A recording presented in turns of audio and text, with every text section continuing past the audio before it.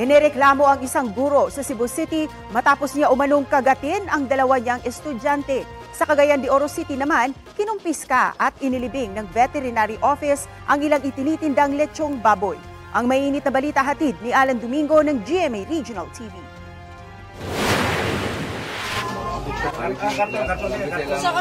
Sa video na kuha ng isang netizen sa Barangay Makabalan, kitang sinasako ng mga tauhan ng Cagayan de Oro City Veterinary Office ang 4 na lechong baboy. Pero paglilinaw ng mga otoridad, hindi kumpirmadong may ASF o anumang sakit ang mga kinumpiskang lechon. Sadyang kulang lang daw ang papilis ng mga baboy.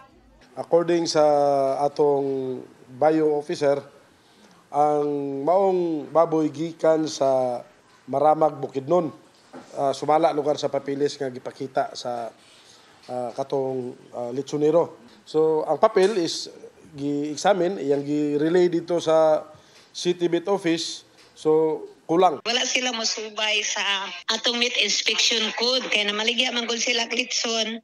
Unya, kanang klitson manggod nga tadtaron dahil ibaligya. Dapat si slaughterhouse na siya ihawon.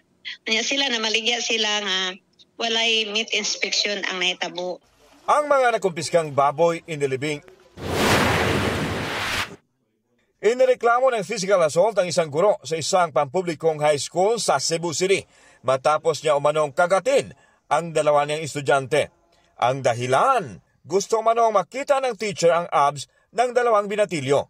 Sa barangay hall ng Basak Pardo, nagkaharap ang grade 10 students kasama ang kanilang mga magulang at ang sangkot na guro. Dahil sa sensitibong kaso, hindi pinakover sa media ang mismong meeting. Ang guro naman tumangging humarap sa media. Sir, pwede may mukuan sa inyong sign? Ayon sa magulang ng 17 anyos na estudyante, nakaranas ng trauma ang kanilang anak bunsod ng insidente. Ning mga anak nga pa, hubuon man ko niyang t-shirt. O niya, show me your abs. Kung dili ka mo hubo sa mong t-shirt, sekunda air ka. Ingon ana ang nahitabo nga to. So, gibot pa song anak taon. No, ingon ana nahitabo. And then, nasa saluyo, niya yung classmate nakakita nga nagsimot-simot sa luyo. Dito na gipaak siya. Nang malaman ng ama na isang pulis ang nangyari sa anak, agad niyang ipinamedical exam ang anak at ipinablatter ang insidente. Kwento naman ng ina ng isa pang biktima na 14 anyos, kinagat sa braso ng guro ang anak niya nang tumanggi siyang itaas ang t-shirt. Unta sad ba kanang nunguno na niya yung mga gibuhat ba kay luoy kay ang mga estudyante yun. Ako yung nakita yun. Sa akong anak lang yun. Ako nakita sa akong anak. Everyday na adjudge complain na mo.